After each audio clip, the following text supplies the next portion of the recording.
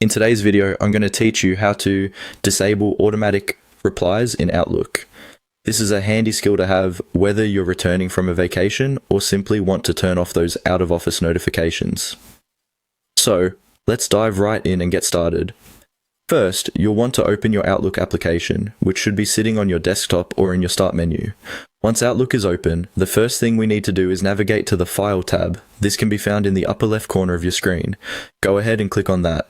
With the File tab open, you'll notice a range of options on the left-hand side.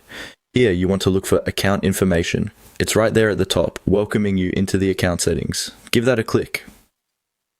As soon as you're in the account information section, you'll see various details about your Outlook account. Don't worry if it seems overwhelming, you just need to focus on the account settings now. It's your ticket to the next step. Click on Account under the settings found there, and this will guide you directly to the area where you can manage specific account features, including those pesky automatic replies. Now, in this section, which should look familiar if you've set up automatic replies before, you're going to find an option that says Automatic Replies. It might be nestled in along with other setting options, but it's clearly labeled and easily recognizable. Go ahead and click on Automatic Replies. In the window that appears, you'll see that there's a toggle switch prominently displayed. Currently, it might be turned on, indicating that your automatic replies are enabled. All you need to do here is to toggle this switch off. It's as simple as sliding it from on to off.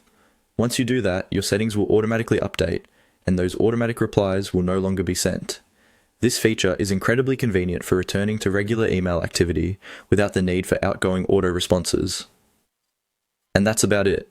You've successfully disabled automatic replies in Outlook.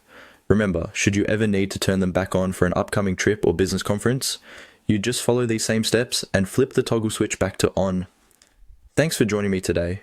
I hope this guide helped you out, and if you have any questions or need further clarification, feel free to drop a comment below. Don't forget to like and subscribe